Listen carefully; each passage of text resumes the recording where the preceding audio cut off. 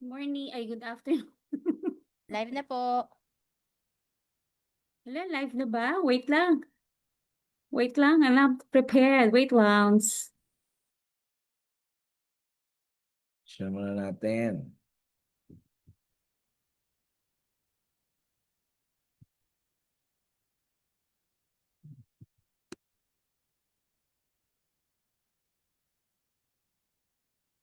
Okay, so let's first share our Good live. afternoon. Good afternoon, Mr. Chair. Good afternoon, Edie. Yan. I-share muna natin itong Umuulan ba dyan?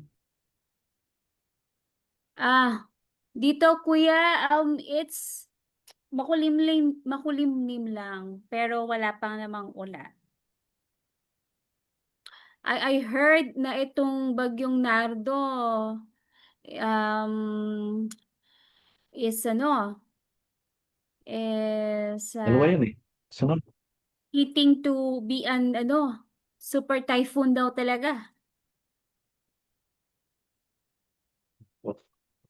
Naba Nabasa ko from Manila Bulletin yata yon na it might have a chance to hit signal number 5 in some areas.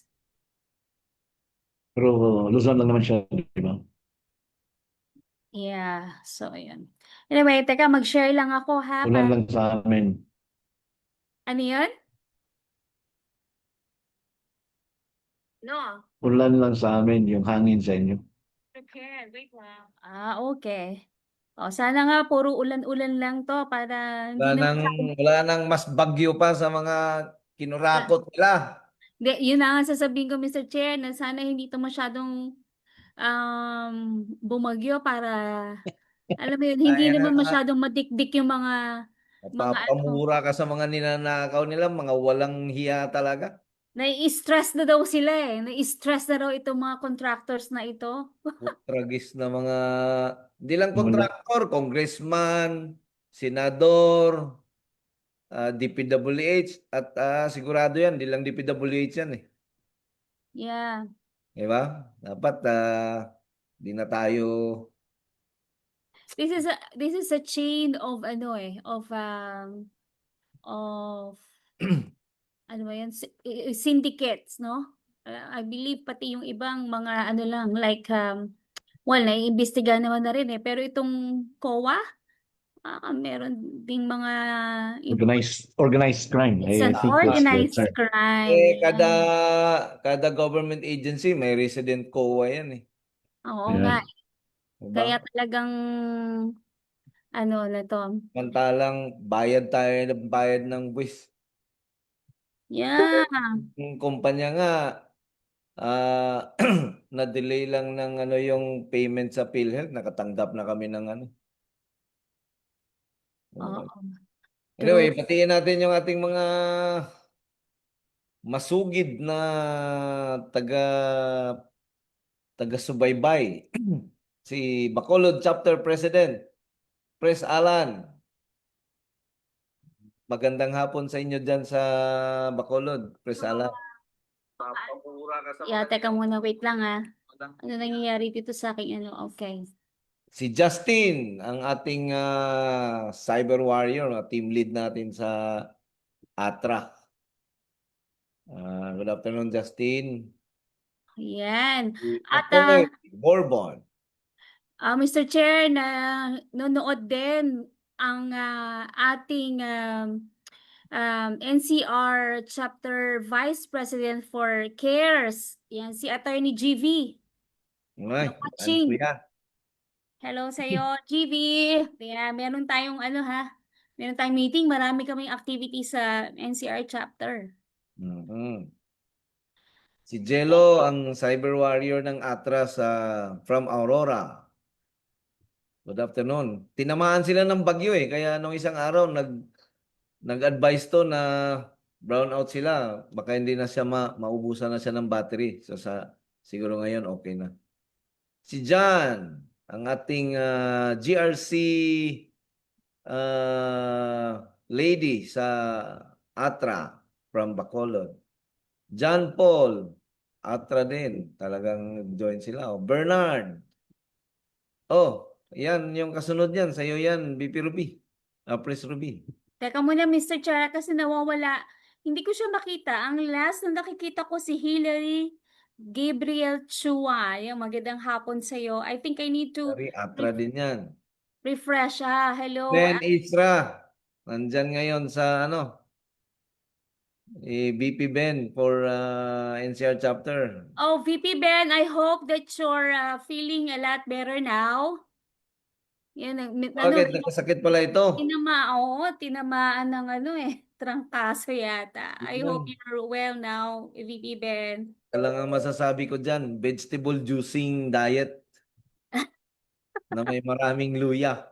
Medyo mahirap inumin pero effective. Yes, pwede ba tayo mag-promote sandali, Mr. Chair? Kasi speaking of luya, ipopromote ko lang yung tableya ng ating executive director dito, no?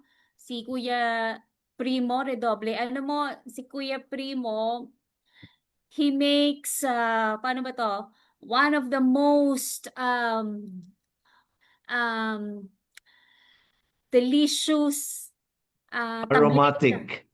aromatic tableya. Yeah. And healthy. Pure. It's pure, oo. So, maganda talagang parang feeling namin pag umiinom kami nun kami, rejuvenated ang aming skin. Naman. Ay, yung ating lifetime member na nasa Qatar, Udev. You the man, Udev. Yeah, at syempre, ang Metrobank Foundation awardee.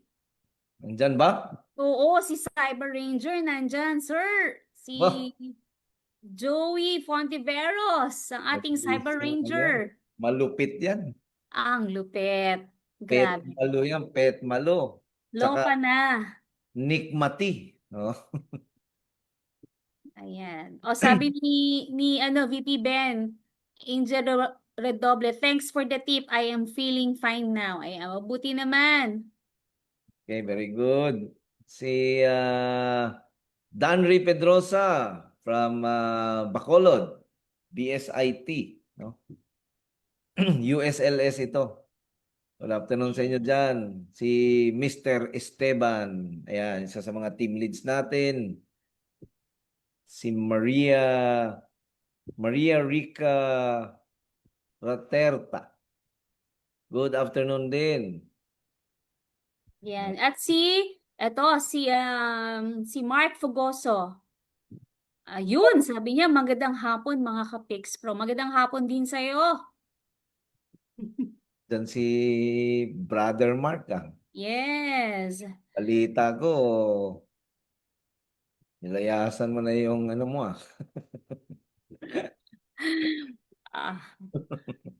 Bumisita ka para pag-usapan yan. Oo. Yung ating single malt whiskey, mayroon pa. Kaya bumalik ka na dito para maubos na natin. Yep. And, okay. Mr. Chair and ED, yung ating President ng Bacolod, si Pres Alan Pakulan. Kanina. also Good afternoon. present. Good afternoon, Press. Good afternoon. Ayan. Si Yan. Rin, si JZ. Afternoon din sa'yo. Oops, at meron akong ka-Rizaleño. Si Oh. John Waldneth Castillo. Ayan, good afternoon and he's watching from Rizal daw. Yan, hello sa iyo. Wala pa tayong chapter ng Rizal. Oo. Mag-message ka sa atin sa PixPro page, John, kung gusto mo mag-put up ng result chapter at tulungan ka namin. Yan. Okay. Tapos, Thank you. meron din dito si Juanceliza Domingo Garma. Uy! Ano-ano yan ni Rowena Garma? Hindi niya sinagot pero ang sagot niya is magandang hapon sa inyo dyan sa Pinas from ICPEP or ICPEP, State of Qatar. Mabuhay po kayo. Right, Tarden. mabuhay din. Si Michael Reyes. Bagong binumba ni Israel yung Qatar. Oh, Israel, lahat na lang binubomba. Sino pa? Right. Sana safe yung mga Filipinos natin doon. Yeah, I Oh, hope si so. Earl Ledesma, nandyan din, no? From University of St. LaSalle, Bacolod. Yan. At Mr. Chair, ang ED, babatiin ko lang din yung Signal School, no? Yan, galing kami doon nung nakaraang araw lang. So, sa lahat ng taga-Signal Regiment, hello sa inyo. At ang Oo, galing tayo doon. Ang sarap Yes. ng Pato Team. Oh, na Peking duck. hinanda ni commanding officer ng Signal School ng Army, si Lieutenant Colonel Romel Sanchez. Romel Sanchez, yes. Yung pato na niluto Pato niya, talaga. Pato team na Yes. pato yung talaga. pato, galing Yes. Cotabato yun. Ang sarap. My God. Oo, Sobrang, galing Cotabato. ang sarap niya. Talagang parang, ang lambot, no? Ano yun? Siguro baka ano yun, mga raised sa farms ng Cotabato. So, vegetarian yun. Hashtag, Peking duck yun, hashtag, Peking. hashtag, baka naman may tira pa dyan.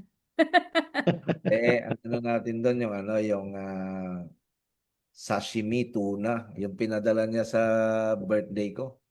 Ay, grabe. Nagagaling yun eh. Panalo yon, yeah. Oh, Oh, meron pa tayong ano dito. Watching from KSA, Kingdom of Saudi Arabia. Good afternoon po. meron Si tayo dyan. Jess Erto ba yan? Yeah. Ayan. Tapos may nagtatanong dito si Jonathan. Paano po maging member ng PEX Pro? Jonathan, Member ka na. member ka na dahil nag-message ka, member ka na. No, mag-message ka doon sa ating page, sa Philippine Institute of Cybersecurity Professionals na page. Tapos papadalhan ka namin doon ng link o ng QR code para makapag-fill up ka ng form and for you to become a member. Okay? O si VP Mario ng Quezon. Oh, hello sa iyo, Chapter. VP Mario. VP Mario, may papadala daw sa iyo si Len, ha? So, ano ka lang, antabay ka lang.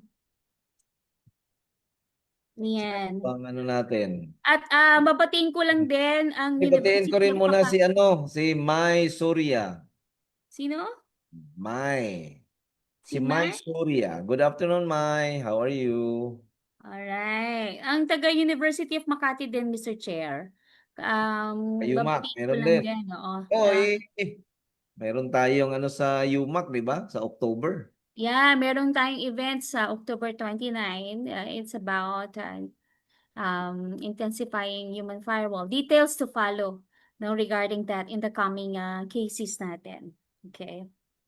Oo. Actually, marami Yeah. tayong mga Yes. activities.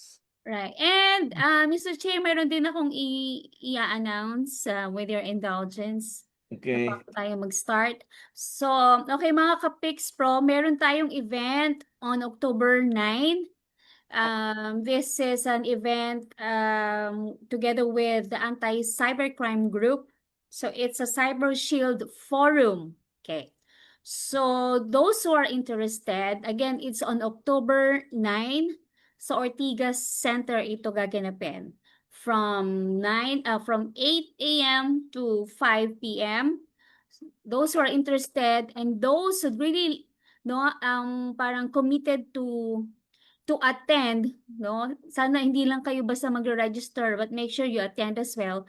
Please message our page, the Philippine Institute of Cybersecurity Professionals page, para mabigyan kayo ng link to the registration, and we will only accommodate at this time the first 30 registrants. So kung sino lang yung mag-register ng 30, ang mabibigyan lang ng chance to attend. No? Kasi may Ano to? Free to, di ba? Free, yes, free lunch, free merienda, free lahat. ang Basta hindi lang pumunta ka. free, Mr. Chair, is the parking. Yun lang. Pero basta Pix Pro ang nag-organize ng event at partner ng nag-organize ng event, sigurado libre yan. Yes, Hindi tayo yes. maniningil ng mga 10,000 pesos, Yes, yes, yes. 5,000 pesos. Yes, yes. You know, because our desire is really to give the cybersecurity awareness, no? So kung kinakailangang um, ibigay yung 1 month as sweldo ng ating executive director para para Pwede. malibre ito. Bakit hindi, di Shout ba? out from Doha, Qatar, si Lenelio Upida Morga. Magandang anong oras ba sa Doha ngayon?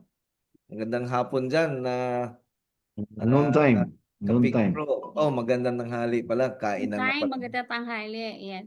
At si CJ Ventura, yung good afternoon, and he's watching from Muntinlupa, Alabang. Wow, social.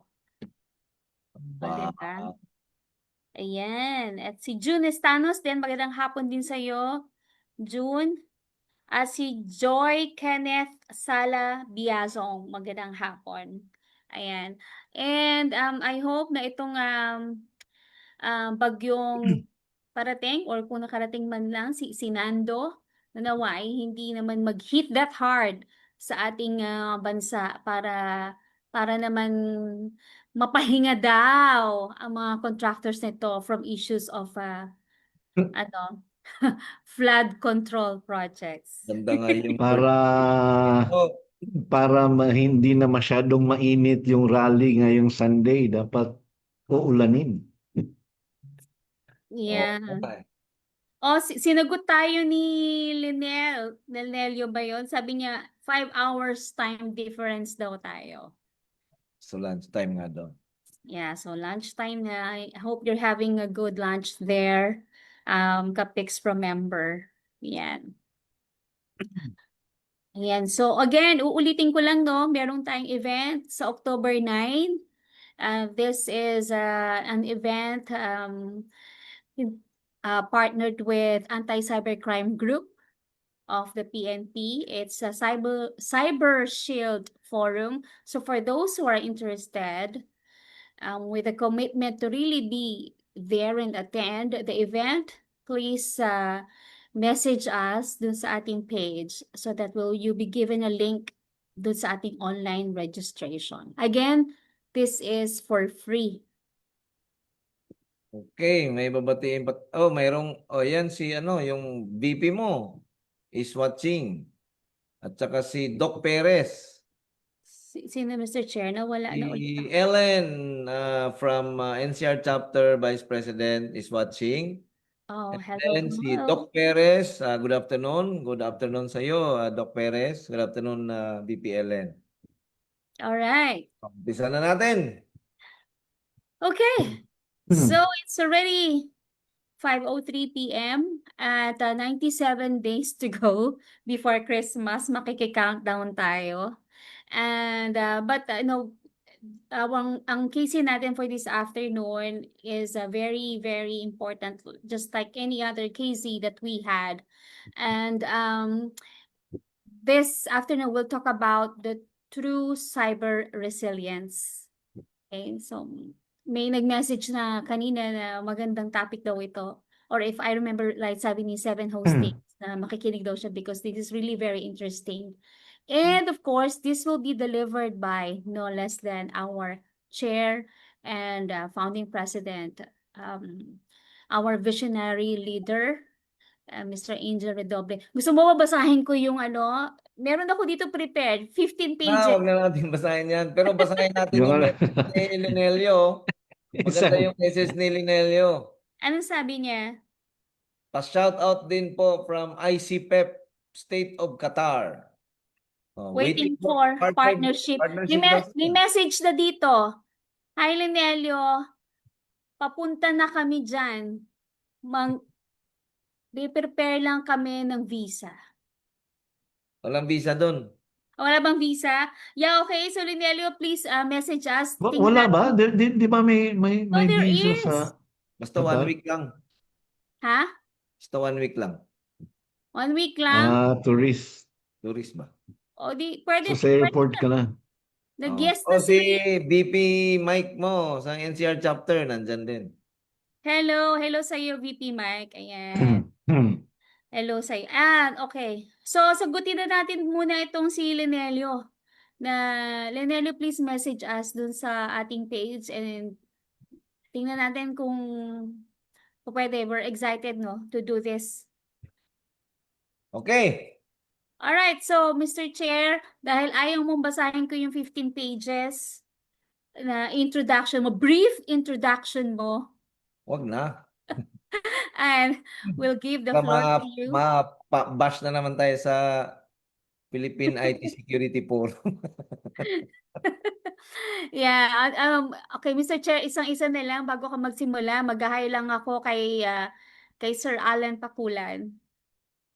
Ayan, nag-ano siya eh. Nag-message siya ulit. Hindi pala, late na pala yun. Okay, nagdoble lang. Ano din, may from NU Fairview, oh. Uy, Si NU Fairview. Wow. Farview. NU Yeah. Farview. Hello sa'yo. Then, ano naman ng sharing ng ano?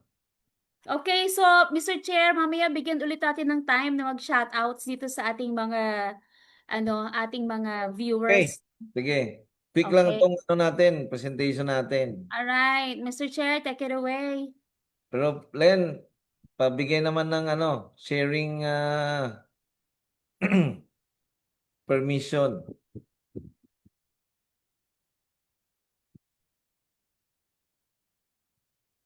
O si Brother Norman Ancheta, nandyan din. Mayang hapon ba eh?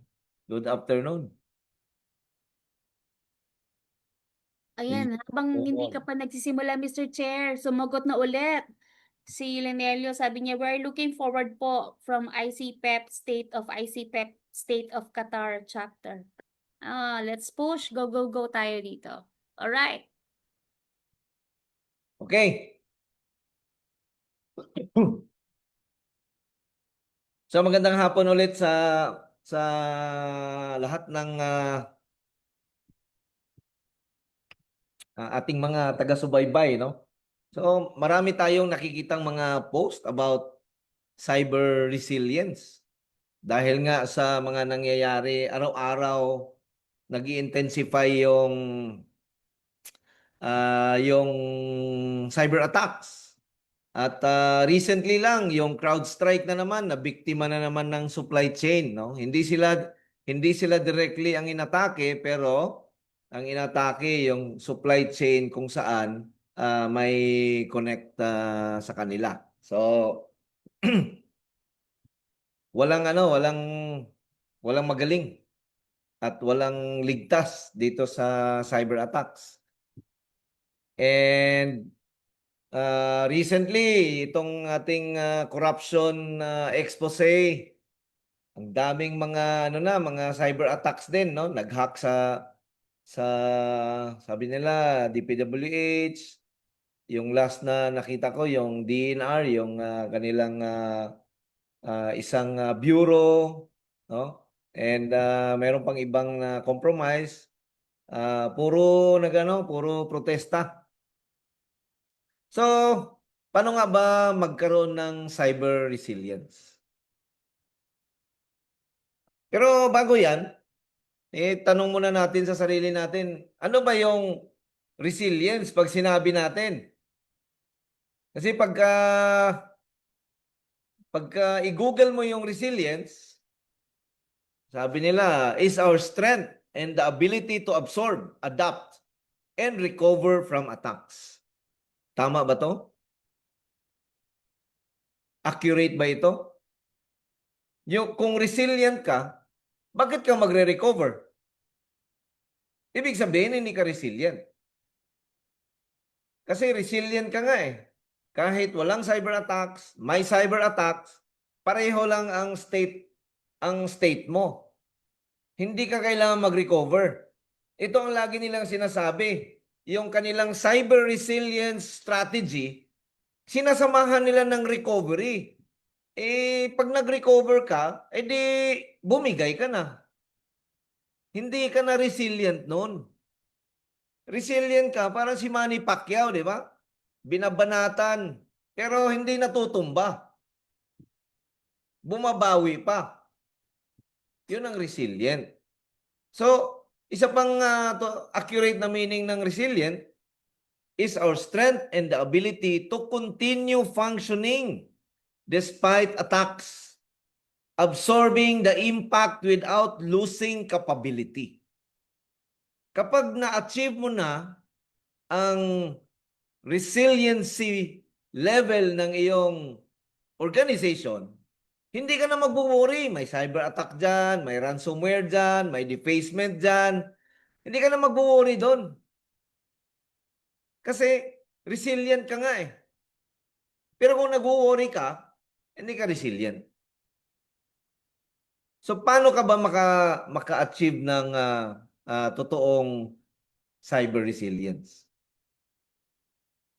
So number one, you must have a very strong practice of governance.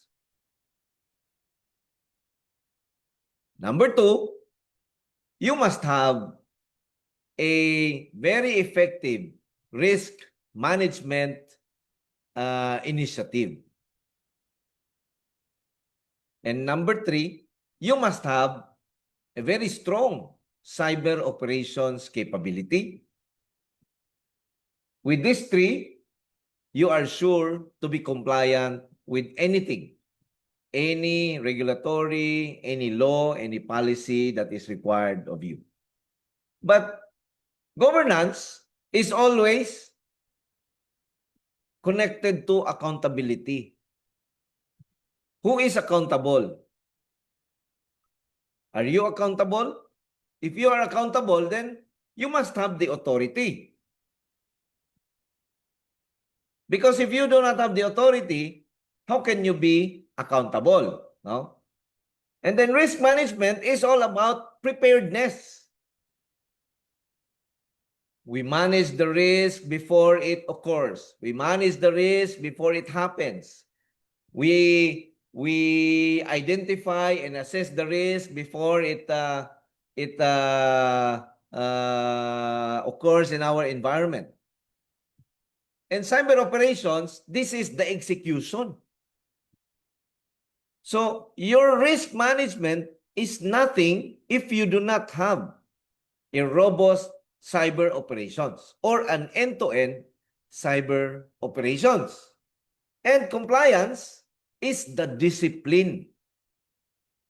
Unlike many organizations, they do compliance to just comply, not discipline, not practice, but just to comply. Auditor is coming, comply na tayo. Meron checklist dito. Oh, meron dapat ganito, gawin na natin to para mag-comply tayo, no? Pero hindi siya year on year nga disiplina. Hindi siya ginagawa dahil kailangan gawin. Ngunit ginagawa lang kasi kailangan mag-comply, no? So, governance is the main function of cyber resilience. You will never achieve cyber resilience without governance because it ensures accountability, authority, direction, and making the leader or the leadership directly responsible for sustaining operations even under attack. So sa governance pa lang, alam mo na kung magsusurvive ka when you are under attack. Alam mo na magda-down ka kung inaatake ka. Sa governance pa lang yan, wala pa sa operation. Kung ikaw ang CISO or you are taking charge of the cybersecurity of the entire organization, sa governance perspective pa lang, alam mo na mag-down ka. Alam mo na tatamaan ka. No? So governance, this is where the responsible person's authority and the structured process of directing and holding the regiment accountable to achieve mission success. Hindi pa natin pinag-uusapan ang cyber operations, wala pang risk management, pero sa governance pa lang, pinag-uusapan na natin yung mission success. So for example, ang mission mo or ang mission ng cybersecurity mo sa organization ay to prevent the company from being exposed to financial risk due to cyber attacks. Oh. Yan ang mission mo araw-araw. Kasi ang mission natin is short term. Ang vision is long term. So yan ang mission mo araw-araw. Ano bang gagawin natin para hindi tayo ma-hack at hindi ma-subject sa financial risk yung kumpanya natin? Like downtime, ransom, kakasuhan tayo dahil na-hack tayo, ma-penalize tayo sa regulatory. Yan. Sa governance pa lang, alam mo na yan. Alam na dapat na magbabayad ka, ransom ka, etc. Without governance, your cyber defense is fragmented. Responsibilities are scattered and no one owns the mission outcome. Walang governance eh. Hindi mo pwedeng ipaubaya yan sa mga operator. Hindi mo pwedeng ipaubaya yan sa manager ng Security Operations Center. Hindi nila maintindihan yan. So doon sa baba, gagawa sila ng kanilang capabilities. Si network, may cybersecurity. Si IT, may cyber defense. Si business, may sariling cyber. Walang nagmamando. And alam nyo na kung ano nangyayari doon. Pagka ganun. Si IT, may sariling alam. Cyber, magaling kami. Si network, alam din niya. Magaling din siya sa cyber. Oh, si IT, bibili ng firewall. Okay na sila. Si network, bibili ng SIEM. Okay na sila. So, nobody is owning the mission outcome. The mission outcome is both good and bad. Either na-accomplish mo yung mission mo or nag-fail yung mission mo. Who is owning for that outcome? Without governance, no one will own the outcome. And governance, it turns cybersecurity into an organizational strategy, not just a technical function. So, you bring the conversation to the highest level. Hindi lang yan technical na maghihingi ka ng budget kasi bibili tayo ng EDR. CrowdStrike ang pinakamagaling ngayon. O kaya Trend Micro. O kaya bili tayo ng Palo Alto. No? O Fortinet. Hindi ganon. Governance will bring the conversation to the highest level, converting that into an organizational strategy. We don't talk about technology. We don't talk about technicalities. We talk about strategy. What is our strategy? What is our strategy to prevent the company from being exposed to financial risk? What is our strategy to prevent the company from being exposed to legal risk? What is our strategy to prevent our company from being exposed to operational risk? Hindi masasagot ng technical yan. Hindi masasagot ng manager ng SOC yan. No? So, you bring governance, you use governance to bring the discussion to the highest level. Where is the highest level? To the board level. And governance aligns cyber priorities with operational objectives. For example, what is the operational objective of IT? 24/7 availability. So you align, governance will align cyber priorities to this 24/7 availability of requirement of IT. What is that? You cannot be compromised as it might affect the 24/7 availability of IT. So by hook or by crook, cybersecurity will be used to prevent that from happening. So you now have a very clear mandate. You go to the board, you don't just say we need that for cybersecurity. No, you align that to the priorities of other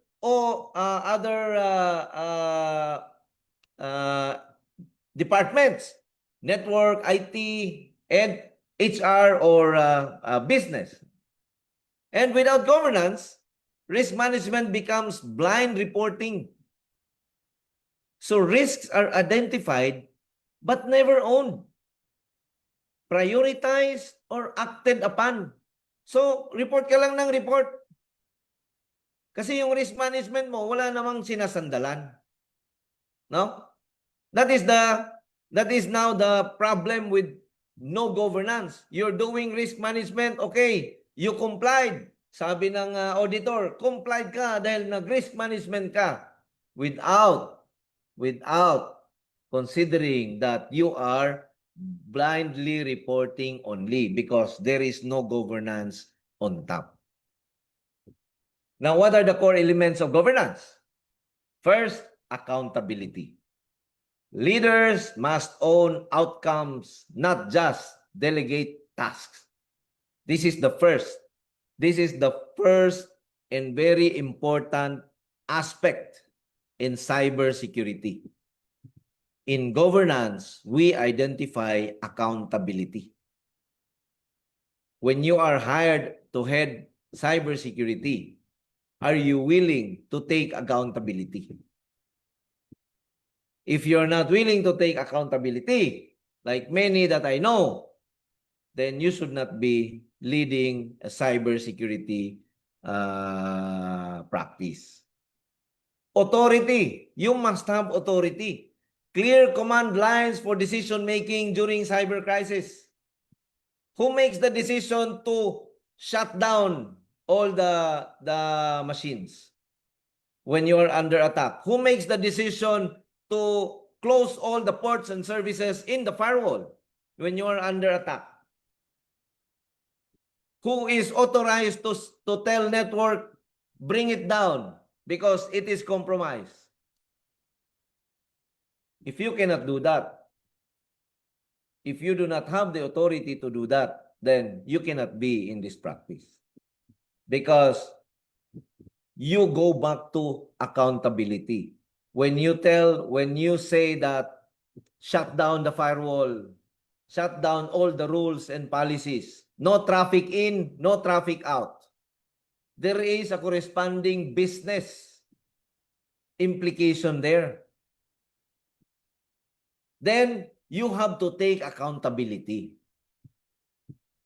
For 1 hour that you shut down the traffic outgoing and traffic incoming, there is a 1 million peso financial loss. Then you have to take accountability. Because if you cannot take accountability, then you will just allow threat actors to come and go. Direction. Governance, it sets direction, policies, doctrines, standards. These are the components that provides guidance to risk management and operation. Policies are not under risk management. Policies are under governance. Doctrines and standards are created under governance, not risk management. The chief risk officer does not develop standards, policies, and doctrines. It's the governance that develops standards, doctrines, and policies. The chief risk officer is going to identify the risk based on what the governance has set forth. And lastly, oversight. Mechanisms to ensure compliance and measure readiness.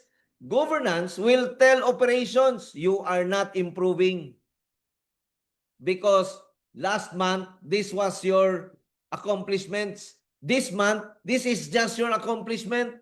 And you spent 100 million pesos. You told the board, you gave us 100 million pesos. We are going to improve our cybersecurity posture, but our balance scorecard or our measurement, it says that you did not improve the cybersecurity posture of the company. This is very important because governance is the one who's gonna tell everyone you must improve. Otherwise, it is documented that you did not improve and you will not get your bonus. Okay. Now, we go to risk management. So with risk management, it is the systematic process of identifying, assessing, prioritizing, and mitigating threats to an organization's mission, assets, and operations. So, why not identifying risks? Why does it say that it's identifying, assessing, prioritizing, and mitigating threats to an organization's mission, assets, and operation? The traditional way, no? And me being part of the audit industry once in my professional career, we focus on identifying risk. We calculate the risk. But the risk is actually not our enemy. We now have very sophisticated and highly dynamic enemies. We call them threats. So we do risk management based on the threat. Unlike before, the threats are, when we do risk assessment before, anuhin pa namin, itong vulnerability na to, kailangan ito ang magaling yung hacker nito. So dapat number 5 siya, no? Ito mga number 4 lang na hacker to. 4 5 4 3 2 1. So parang sinabi namin, hindi konti lang na magaling kaya hindi hindi ma-compromise yan, no? But today, napakagaling na ng lahat ng mga threat actors. Pwera na lang yung mga nagde-deface pa rin ng website, no? Napaka-lame na hacking yung mga deface ng website. Dami natin nakikita recently, we de-deface ng website. But yung mga totoong kalaban natin, napakagaling nila. Napakagaling up to the point na they can come and go inside our network without us knowing. They are there to collect information, and they are there when they need to execute their money-making initiatives. Number 2, risk management ensures preparedness by making decisions before the attack happens, not during the chaos. Ang problema nito, pag pumunta ka sa board or sa boss mo, sabihin mo, boss, delikado tayo dito kasi pag tinamaan to, magkakaroon tayo ng problema. Sabihin ng boss mo, magkano ba kailangan mo dyan? Boss, medyo mahal yung technology. Mga 5 million. Mahal yan. Mahal yan. Hindi yan na-approvean ng board. Pwede bang gawan mo muna ng paraan? Ayun lang, no? So, we can definitely identify the threats before it occurs, but the question now is, kaya ba tayong suportahan para ma-address natin yung butas natin bago tayo tamaan? Pagdating mo naman sa board, wala tayong pera ngayon. So, instead ng 5 million, bigyan ka muna namin ng 1 million. Bumili ka muna ng ano dyan. But, hindi ibig sabihin wala kang magagawa sa 1 million. Definitely, meron. Kasi yung mga nagbebenta lang naman ngayon, mga vendors ngayon, talagang mahal lang sila eh. Mahal lang talaga sila. Pero pwede naman silang magmura. Yun nga lang, sa Pilipinas, kaya gusto nila yung market ng Pilipinas kasi kahit mahal, bili tayo ng bili din. Okay, without risk management, leadership is reactive instead of proactive. So hindi mo nabibigyan ng advance copy yung boss mo ng mga pwede natin na mangyari sa company, then magre-react na lang sila. Oy, tinamaan na tayo. Oy, anong gagawin natin dyan? Ay, tawagan natin yung vendor kasi hindi natin alam gagawin natin eh. Oh, dating si vendor, ay kailangan nyo to, mag-upgrade kayo. No, luma na kasi yung firewall nyo eh, kaya mag-upgrade kayo. O yung EDR nyo kasi, ano lang yan, hindi pala EDR yan. Ano lang, antivirus lang yan. Ayan. So, now, you are managing risk by being a vendor-centric risk management approach. Number 4, it ensures resources are directed to the most critical vulnerabilities and threats. So, hindi ka headless chicken. Sa risk management, alam mo itong resources na to, ilagay ko dito kasi ito yung napaka-importante ngayon. Yung iba dyan, mga next month pa tayo ma-atake dyan. So, dito muna tayo kasi ngayon, ito yung atakihin sa atin. And in cyber, risk evolve constantly. No? So effective risk management prevents surprises on the digital battlefield. So again, this is visibility. May visibility ka sa mga nangyayari dun sa labas para ma-improve mo yung sarili mong bakuran. No? Parang sa bahay mo, ninakawan yung isang kapitbahay mo dahil nabuksan yung kanyang padlock, and pagtingin mo pareho kayo ng padlock. O di magpalit ka ng padlock. Improve mo na ngayon, di ba? Eh yung bakod niya natalon, di taasan mo yung bakod mo. So yon, nakakapag-improve ka ng sarili mong environment, ng security, dahil mayroon kang visibility kung ano nangyayari sa ibang environment. So what are the core elements? You identify the risk, you assess the risk, you prioritize, you mitigate, and you monitor. Okay.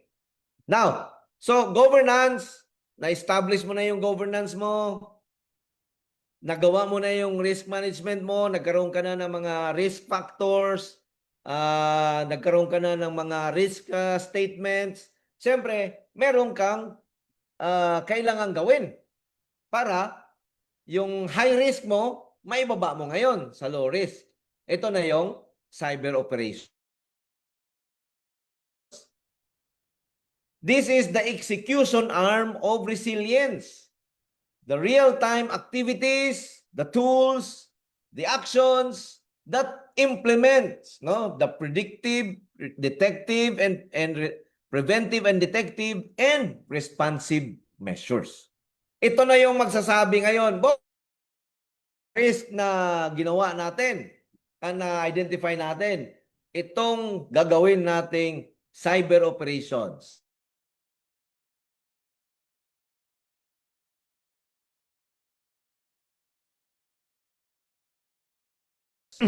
So cyber operations, they transform strategy and risk management into tangible defense and action. Ito na yung giyera, no?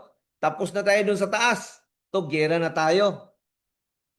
And governance and risk management, they set the vision and priorities for your cyber operations. Kaya pag wala kang governance, wala kang risk management, may cyber ka, wala ka, headless chicken ka. Kaya yon ang una naming tinatanong pag may nagtatanong sa services namin. Ang lagi kong tinatanong, mayroon ba kayong governance practice? Ay, ano ba yon? Ay, nako, patay tayo dyan. No? Meron ba kayong risk management? Ay, meron kaming risk management. Pero wala kayong governance practice. Ay, wala. Ay, patay pa rin tayo dyan. Yan.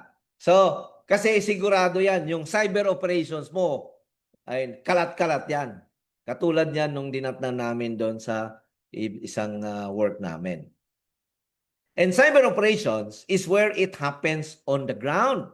Defending networks, responding to threats, keeping systems running.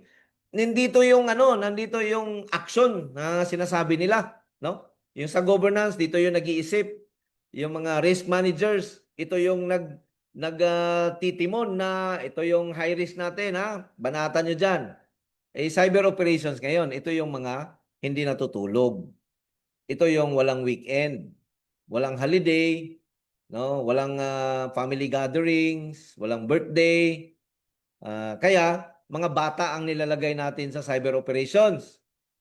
Hindi yung may mga girlfriend at mga boyfriend dahil pagkasama ang girlfriend at boyfriend, wala na, disconnected na. Ayaw na sumagot. And without cyber operations, resilience remains a plan on paper. Sigurado yan. At ewan ko kung sino ang nagkaroon ng cyber resilience na walang robust and sound cyber operations. So, cyber operations, you must have your predictive capability. Predictive is where your threat intelligence operation is being done. Meaning, 24/7, dapat alam mo na may bagong ransomware na nilabas, alam mo na mayroong cyber attack dito, alam mo na mayroong bagong campaign ng phishing, may bagong campaign ng fraud, alam mo dapat yon. Kasi pag alam mo yon, then you can improve your preventive capability. You can do patch management based on what you saw. You can implement access controls. You can implement network segmentations. You can harden your systems bago ka pa aatakihin nung mga nakita mo na. No? So, dito sa subdivision namin, may ninakawan. Nakamotor. So, ang ginawa namin, nagbabantay kami lagi ng nakamotor. Ngayon, pag may narinig kami nakamotor, sinisita na namin. Di bali ng legit, di ba? Basta lahat sisitahin natin. So you improve your preventive capabilities based on what you saw outside your environment.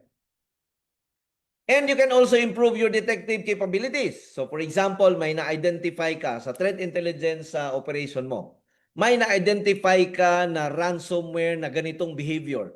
Then you can you can improve your detective capability by creating use cases na kapag may ganitong file na pumasok sa network natin, stop mo yan at mag-notify ka.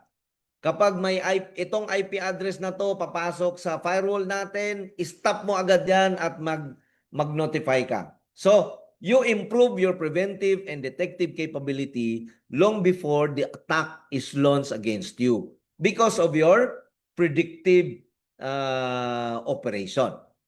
This is a 24/7 operation. Next, you must be able to respond. When your predictive capability fails, your preventive capability fails, and your detective capability fails, you must be able to respond. How are you going to do that? By means of 100% visibility. Yun ang kailangan mo. Meron kang visibility sa traffic, incoming, outgoing. Meron kang visibility sa web application layer activities. Meron kang visibility sa mga processes sa iyong servers at sa mga workstations. No? And meron kang correlation. May correlation ka sa legit or outside of normal behavior versus normal behavior. So, pag bigla kang nagkaroon ng yung SOC mo, nag-notify sa iyo na itong user na to, itong server na to, for example, nagbato ng 100 MB na data na hindi naman niya ginagawa, then you can respond. So all these visibilities you must have. But you should be able to identify what you are looking for. For example, ano ba ang thought process ng mga threat actors? Mag-create ng user. So dapat may visibility ka sa creation ng user. Another thought process ng threat actors, mag-escalate ng privileges. So dapat may visibility ka kapag may user na in-escalate to admin. No? Ano ba ang visibility, ano pa ang ano ng threat actors?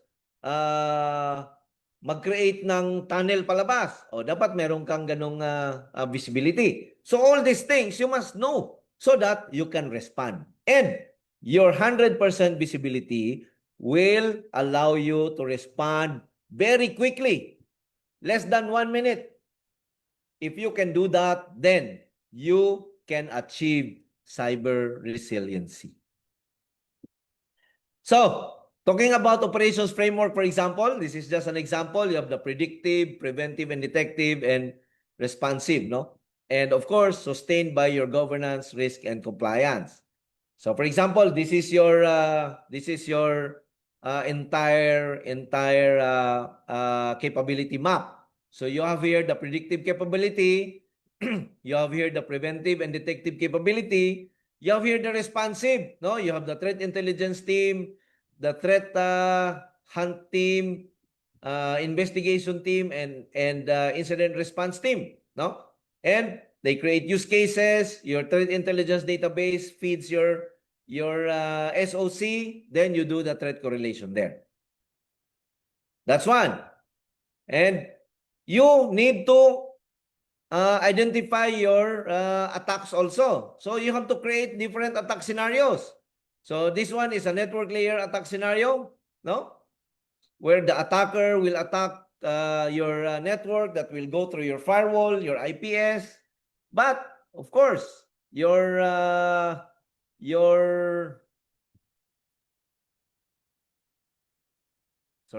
SOC is also there, and of course your 24/7. And for your remote users who are we anticipate to be compromised outside the office, no? But still, you will have visibility on every endpoint. So your SOC is still there, your threat intelligence capability is there, and then your 24/7 capability is also there. And this one, for the WAF attacks, we have block traffic and allowed traffic. Still, you have your security operations center, and you have your 24/7 team. So you can respond. And this is why I have been saying that VPN is dead. This is what we are using, a secure remote access platform. So all access going to the cloud, all access going to the headquarters, it will go through a secure remote access platform. So meaning, all other access will no longer be entertained by the cloud and the HQ and all the other IP. And here, we put everything, no? Our next-gen firewall, anti-malware, application control, anti-bot, etc. So our users, if they connect remotely, but still they are not allowed to access the cloud assets directly or the HQ assets directly. They have to go through the secure remote access platform. In this case, we can see everything. Again, it's visibility. We see everything, we see every process, we see every behavior, and we see every location of the traffic where our users are accessing from. Now, if you are doing governance, if you are doing risk management, if you have a robust cyber operations, what about compliance? We don't have to talk about compliance because you are definitely compliant in all types of ISO 27001, DP, Data Privacy Act, GDPR. No more worries about compliance. Okay? So we don't need to talk about compliance, meaning I don't have to present to you compliance. Just do the governance, risk management, and have a robust cyber operation. So, resiliency is closely connected to visibility. Because visibility gives us the foresight to see threats. Resilience gives us the strength to withstand the threats. No? And together, they form the unbreakable cyber defense needed for our victory. Thank you, everyone. Just a reminder, be cyber aware, be cyber educated, and be cyber secured from your PixPro family. Okay, Mr. Chair, Thank you very much. That was a very short 45 minutes. I know.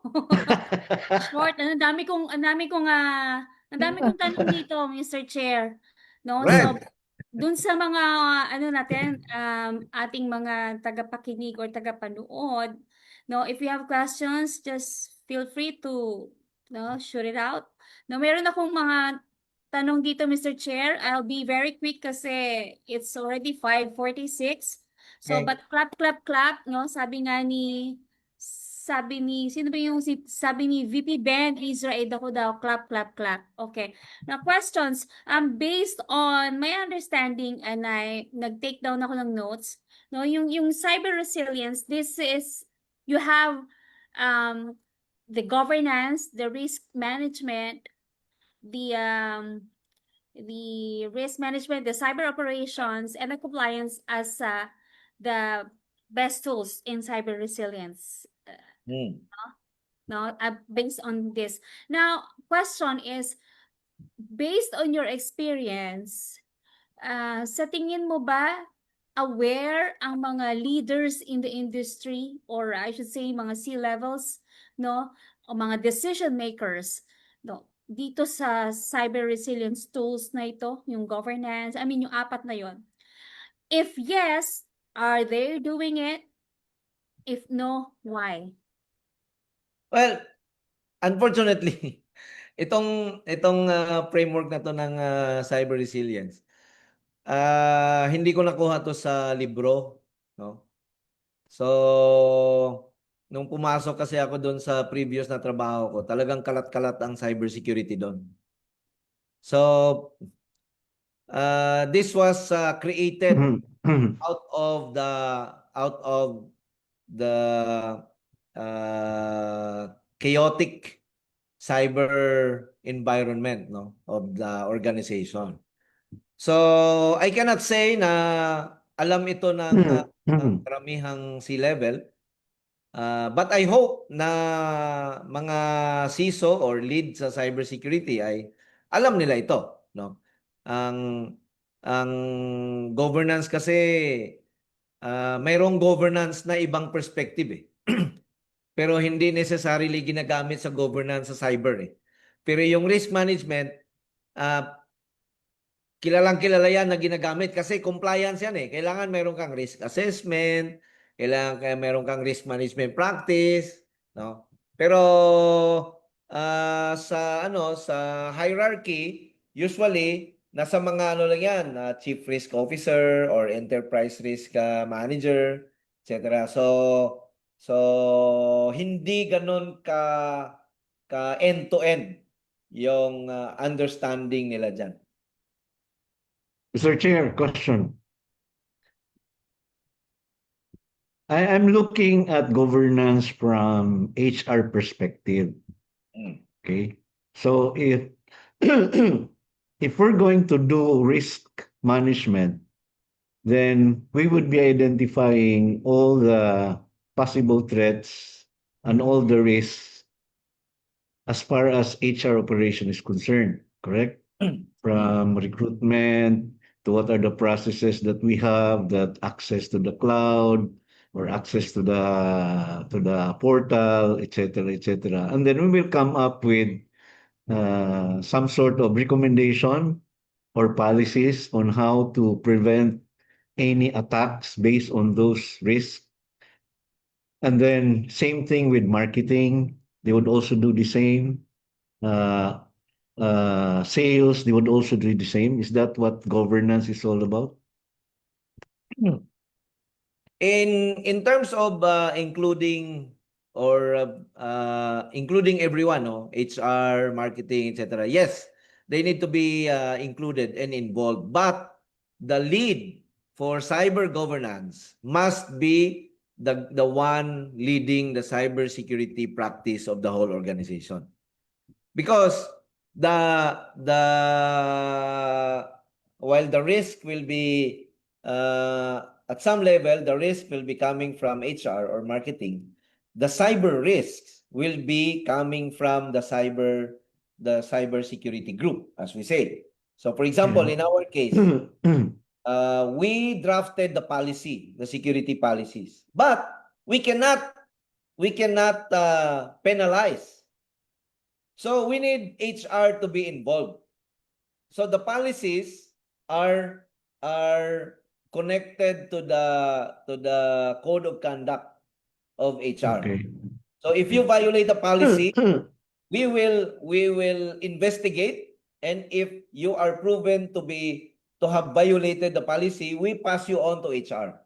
And Yeah. HR will now, based on the penalties in the code of conduct, you will be penalized, whether suspended or reprimanded, suspended for 3 months or terminated. No. So there is a value chain. There is a value chain in that scenario wherein all departments are included. Yeah. The reason why I was asking that, because in a robust cybersecurity platform, if all the members of the organization are really complying with what they're supposed to do to safeguard the whole system, then the system would be very safe. Say, for example, if you have an employee who is very careless about his interaction with people who are possible threats to the organization, and would do social engineering to get some information, and then share his password or whatever information that the attacker would want to know, and then that somebody is so vulnerable or gullible to share this information, then the whole cyber system would be undergoing attack sooner or later. Yes. So Yes. So that's why we don't focus on the risk. We focus on the impact. Kasi if we focus on the risk, then yung mga low-ranking employees, automatic i-dismiss natin yan. Low risk yan sila eh. Wala naman yan silang hawak na mga information eh. Pero if we focus on the impact, yung sinabi mo na kapag na-compromise sila, then they will become an attack entry point, or they will be used to launch massive attack against the company. Then they become an attack entry point. In terms of impact, malaki ang impact nila sa cybersecurity ecosystem of the whole organization. So, yan yung magti-trigger ngayon na lahat pala kailangan pareho lang ang treatment natin. High risk ito, high risk. Pareho tayo lahat. Yan ang magti-trigger sa HR perspective ngayon. Kasi yeah. kung tutum HR eh, di ba? Registration HR. Ang mag-terminate ng information HR din. Yeah. So kailangan talaga silang kasama. Even behaviors of the employees would also be a concern, because maybe if there's an employee who keeps on working from 8 to 5, and then suddenly he would be spending more time in the office, then he would be a suspect, because this is a deviation of his norm. So Actually, that is coupled with technology already. Kasi ang technology dapat nakaka-identify siya ng behavioral. So Correct, yan, nasabi mo correct. na for the past 5 years, itong taong to naglalagin 8 AM, umaalis to 5 PM. Tapos suddenly, nag-extend na siya 8 PM, 10 PM, o 12 midnight. So kapag nakakita ng pattern ang technology doon, mag-trigger siya ng notification. Mag-flag na yun. Magpa-flag siya ngayon. Bakit itong user na to? Correct. For the many years, ito lang ang ano niya. Ngayon, nag-iba na yung behavior niya. So that subjects for that warrants an investigation on the cybersecurity side. Correct, correct. Thank you very much. Nakamute ka. Bibi Ruby, nakamute ka. Yeah, thank you, thank you. Mamaya na yung tanong ko kasi merong tanong dito, no, mula kay June Tiburcio. But before that, I'd just like to say thank you kay John Waldner Castillo for answering the query on how to get the e-cert after. So John, thank you, thank you. Ang question ni June Tiburcio is, which cybersecurity framework would you recommend, sir? Would you also recommend if an existing framework has already been developed, and would you adapt the update or not? Okay. So may mga frameworks na maganda siya, pero you have to examine your own environment. Kasi hindi siya off the shelf, no, na kung i-adapt mo tapos ma-implement mo. While it is good to use published frameworks for you to start, but you have to tailor it to your own environment. So, for example, in our environment, hindi kami gumagamit ng mga NIST or SANS or ano ba yung mga ano na yun. But, gumawa kami ng sarili naming framework na kumuha kami doon sa mga published framework ng applicable sa amin. At yun ang in-implement namin. Now, to validate if we are doing it in a global perspective way, then we use ISO 27001 as our guide. No, kung ano yung mayroon doon, okay tayo dito okay. Kasi ang ISO 27001 auditable siya eh.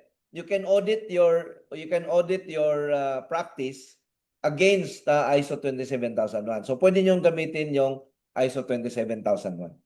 Yeah, okay. There's another question here from VP Ben. Can we have a cyber resilience for SMEs? Yes. Yes, we've done that. Large, medium, small, and micro, we have done that. Kayang-kaya nila yan. So, limited scale lang yung sa mga maliliit. So, yung governance nila, maliit lang na governance, maliit na risk management, maliit na operation, but it is tailored to their need, no, to be resilient against cyber attacks. Yes, kasi hindi naman sila excuse from cyber attacks, 'di ba? Sila nga yung madalas na attack, 'di ba? So and Mr. Chair, I think itong yung presentation is an eye opener dun sa mga practitioners, because in most cases laging laging compliance lang ang nami-meet dito sa mga tools na to, 'di ba? Yung governance, wala yan. Itong yung risk management, even cyber operations, wala. Laging compliance lang, Mr. Chair. Very quick lang, Mr. Chair. What is your thought on that? Bakit laging compliance lang yung ano nila? Kasi dyan nag-umpisa eh. Dyan nag-umpisa yung ang nag-umpisa dyan, mga taga-audit, mga audit firms, KPMG, Ernst & Young, PwC, yung mga big firms, sila ang nag-umpisa na you have to comply. Kasi ginawa nilang part ng external audit requirements, no? Tapos nangyari pa yung sa Enron dati, no? So doon nag-umpisa, kaya ngayon hindi na applicable yung sa atin, yung mga bangko are only allowed to comply to have one vulnerability and penetration testing once a year. Complied ka na. Complied ka nga, hindi ka naman secure. Diba? So yan ang sinasabi natin na yung BAPT na yan, half of my professional career, ginagawa ko yan, pero tinigil ko na because it's not effective. It doesn't have value at all. Number one, gumaling na yung mga kalaban natin. Tayo, BAPT pa rin tayo. Pag nag-BAPT ka, takot ka na mag-down yung mga systems mo, you have to identify the scope. So hindi siya foolproof. Hindi siya real scenario. No? Yung mga threat actors, wala namang pakialam yun kung mag-down ka or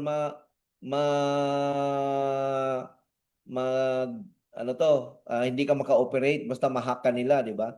So yung BAPT once a year, it's long passé na siya. Passé na yan sana. Hindi na yan dapat ginagamit as a means to justify security. Nag-BAPT ka, secure ka, kalokohan yan. Karamihan pa ng gumagawa ng BAPT, tools-based lang. Mag-run ng tools. Mag-run ng tools, tapos i-run itong tools na to. Walang skills. Alam mo, yung mga threat actors natin, mga hardened cyber criminals na ang gagaling. Mga active military intelligence officers na hacking talaga yung trabaho nila simulat sa pool. Diba? Tapos tayo, BAPT, okay ka na. Dapat tinatanggal na yan. Yeah, okay. Let's take this last question from Jobs Sarili. Is it best recommended po ba, sir, if making the organization will be digitalized in different offices from one big organization will also meet cyber resilience? Since most of Philippine business settings, we're still dependent on manual records because of the trust issues from online and scam issues, deepfakes, ransomwares in protecting data. Well, that is a very valid fear, no? But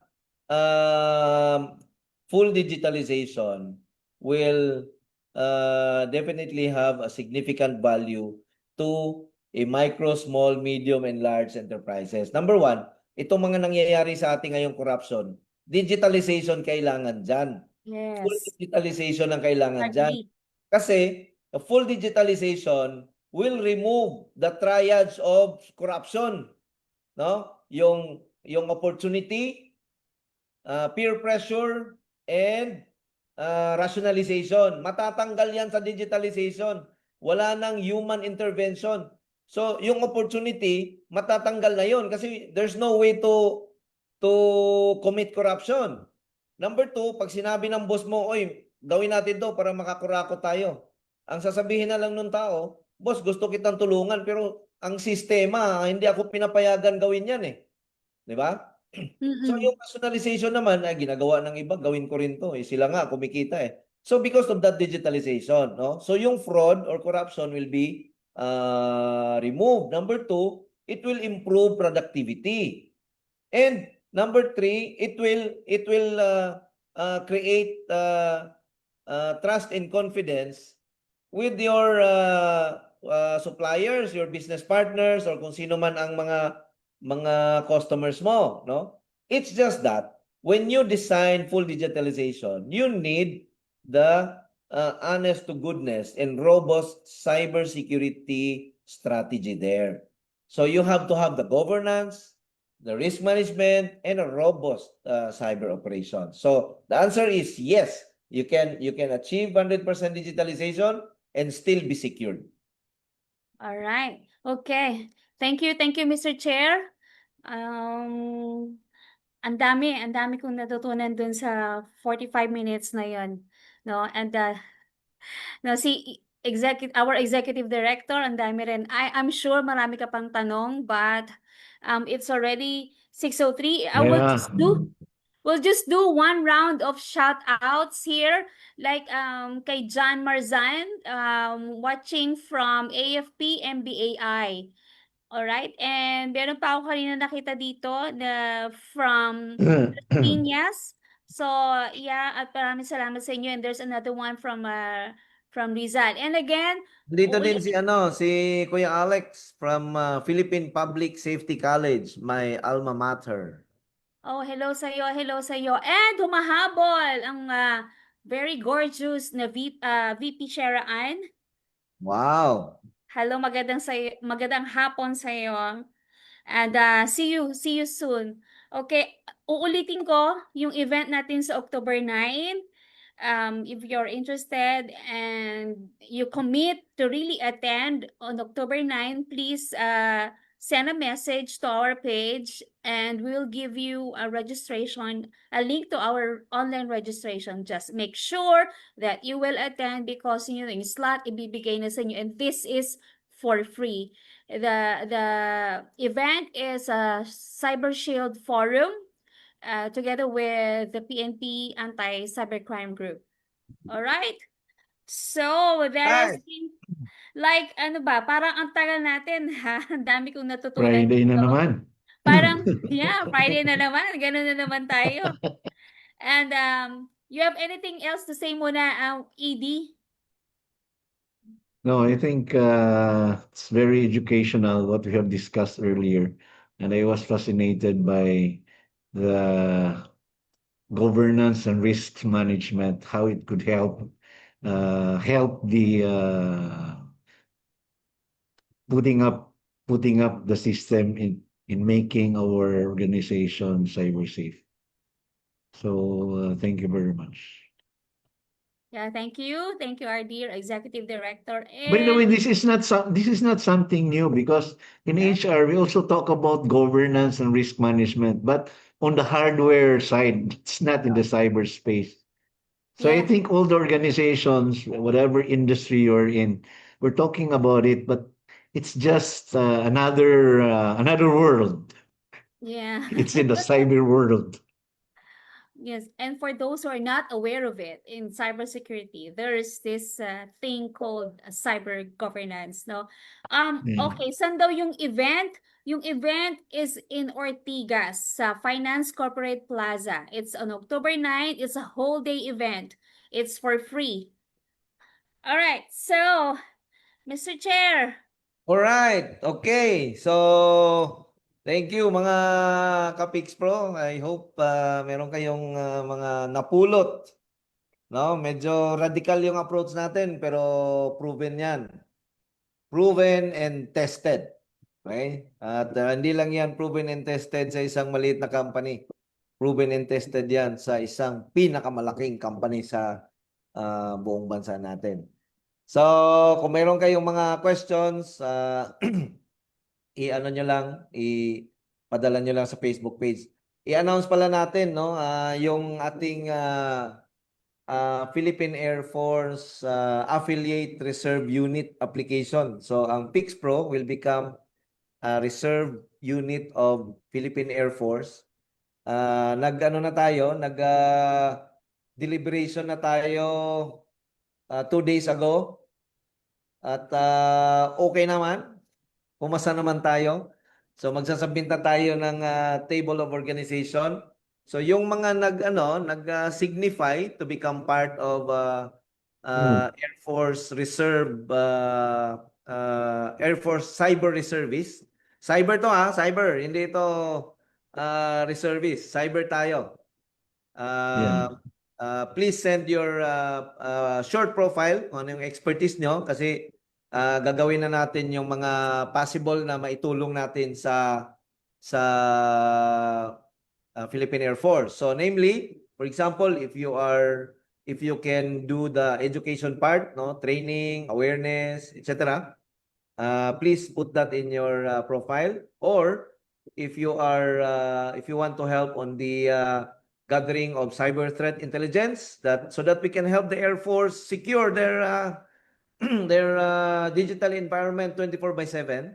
Yes. And if you are into cyber operations, lahat ng mga defensive, preventive, detective type of please put that in your profile. And also if you are into incident response, if you are into incident investigation, and if you are into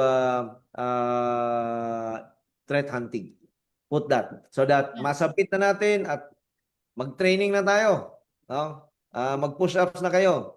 Ang minimum daw na requirement sa push-up ay 50. Practice na kayo, sabay-sabay tayo. Teka muna, Nationwide tayo, nationwide. tatanungin ko lang si Virtual. tatanungin ko lang si Len. Ready ka na ba sa push-up, Len? Sa likod na lang ako, ma'am. Alright, Oo. so tulungan nyo lang kami. Huwag nyo nang pagkahabaan yung inyong profile. Lagay nyo na doon kung saan kayo pwedeng mailagay as far as cybersecurity is concerned. Huwag nyo na ilagay na kayo ay stop 1 nung grade 1, wala nang gano'n, ano? So, para mas mabilis na lamang. At uulitin ko lang, Mr. Chair, kasi may nagtatanong, October 9 po, it's a whole day event, so 8 to 5 p.m. face-to-face sa Corporate Finance Plaza. October 9, face-to-face, it's for free. Just make sure that you will attend. Otherwise, hindi na kayo mag-grant ng entry sa next natin na event na to. Oh, Sa kasi mga pag ano kayo, nag-signify kayo, ibig sabihin nang hindi matanggap na application to join. So pag nag-signify kayo, please join kasi the PNP ACG and your Pixpro family work to ensure that this event is free, no? Free lahat. Parking na lang babayaran nyo, mag-parking kayo doon. So may lunch doon, may merienda doon, may coffee, no? And of course the networking. Yes, and the information, no? Ito yung pinaka-importante talaga eh.